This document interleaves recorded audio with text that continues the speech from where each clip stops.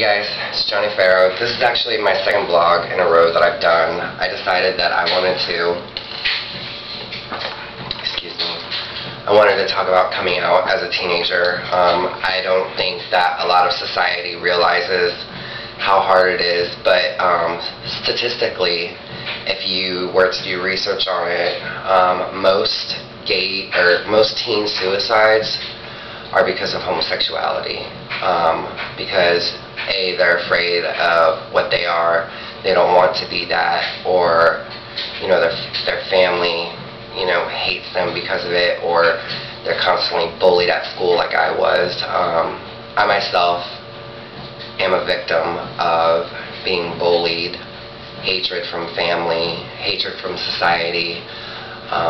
When I was 18 years old, I took over 300 pills at my grandmother's house, who is my heart and soul. I can't believe I did that to her.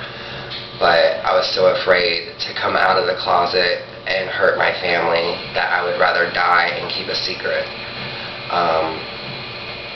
And it was really sad. I was in a coma. My father came to New York and picked me up, and I begged him not to make me go back to Florida, and he said I had to. And I said, Dad, if you make me go back to Florida, I'm going to do it again, because it was really bad in Florida. Everybody called me a fag. People, they didn't want to hang out with me. They didn't want to be my friends because they thought I was gay.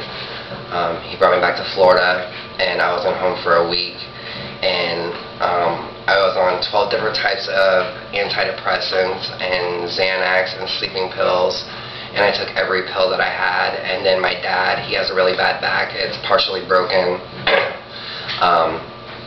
He had a lot of muscle relaxers and a lot of painkillers, and I took all of them. I can't even be honest with you and tell you how many pills it was. It was probably like 500, who knows, maybe 1,000. But the point is, I blacked out, and it was a simple fact of I was called a faggot by my now sister-in-law, Miranda Sutton. She called me a fucking faggot, and it hurt because I loved her so much, because she was like family to me. She was already, to me, my sister, and she wasn't even married to my brother at that time. And it really bothered me, and I just knew that's how life was going to be if I ever came out of the closet. So I took all those pills, and I guess one of my neighbors came over and found me on the floor, and they had to call 911. 911 came and got me, and I was still alive and breathing. I was conscious, I guess, because I was talking, but I was babbling, I was told. I don't remember any of it.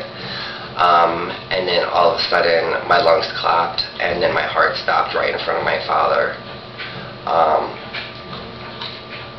And I can't imagine putting my dad through so much pain that I did ever again. I would never want to.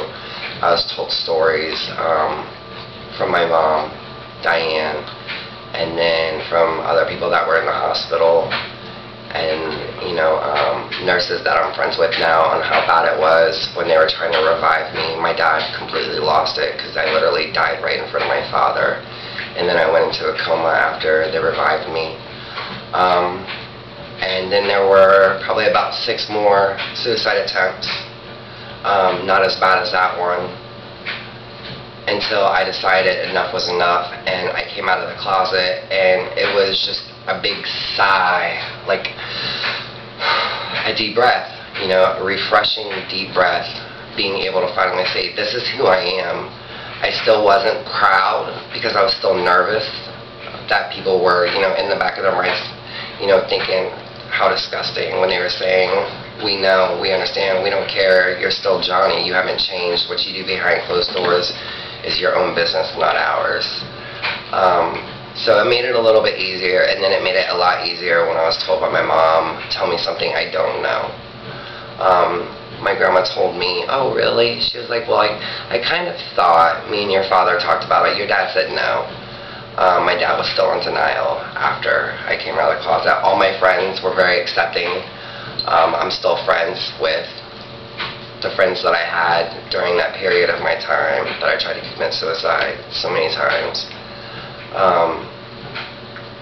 And I'm making this video because I'm hoping that maybe there are people who are watching this that are in the same state of mind that I was then.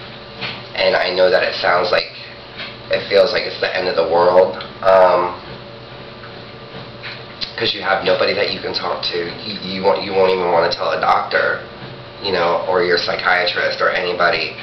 You're getting bullied, and you know, there's no way to stop it except for becoming honest with yourself and being proud of who you are, because you cannot change it. You can't. It's impossible. You can try as hard as you want, and it ain't gonna happen. It's not gonna happen. It's not who you are. Just own it and be proud of who you are. You don't have to come out and tell everybody you're gay, but accept it for yourself. And if you want to tell your family who is important to you, who can back you up, I would do it. Because surprisingly, you would be amazed of how accepting people are. And it's not like it was. It's not like, you know, we're not living in the early 1900s anymore. It's 2010. There's gay people everywhere. Literally, everywhere you look, there's gay people. We have neighbors that are gay, no matter where we move. And trust me, I've lived my fair share of places.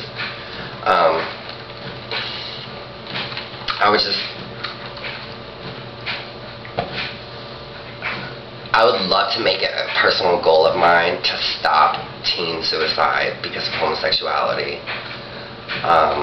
But I know that can't happen because you can't change people's minds, but you can help change the way that they think.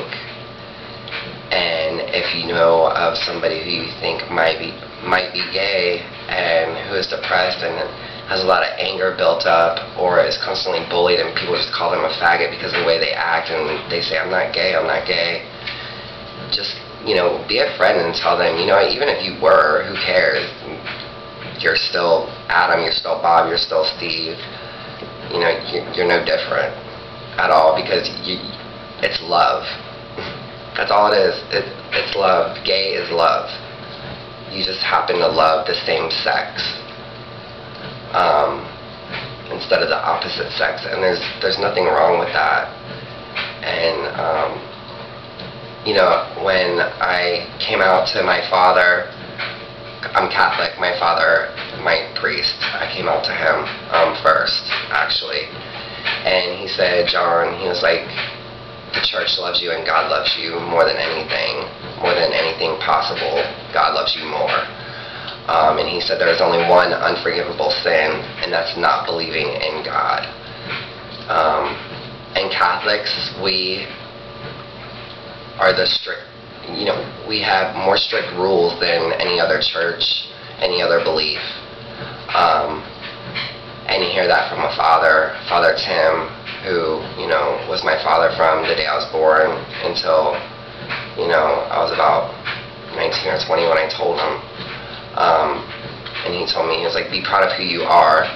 He was like, if you're gay, you are gay. You don't have to tell the world, but know that God loves you. He created you. You didn't take some pill and become gay. You were born that way. You don't choose it, and we don't choose it, because I guarantee you, if you ask homosexual people, a majority of them would say, yeah, I'd rather be straight, because that life is a lot easier. You're not ridiculed every day. You're not looked at funny, and you don't have to think that people are thinking in the back of their heads whether they really want to ask, or, you know, you meet a straight guy and he just wants to sit there and drill you with a million questions like, but why? Why do you want to have sex with a man? Don't you want to have sex with a woman? And, you know, dude, men don't have boobs. Don't you want to play with boobs? And it's like, no, you don't. And if you want to ask the guy, don't you want to play with men's bungholes? Sorry, I'm trying to keep it clean. But anyway, let's try and stop teen suicide and let other gay people know you're still loved no matter who you are. You're a person. You are a human being. You are who you are. And if you're gay, I love you. And I'm sure there's a lot of other people that love you. If your parents can't accept it, they still love you because it's unconditional. It's natural. A mother can't hate their own child. It's impossible. But I really hope that this can help some people. Thank you for listening. I love you. I appreciate you. And I enjoy you. God bless.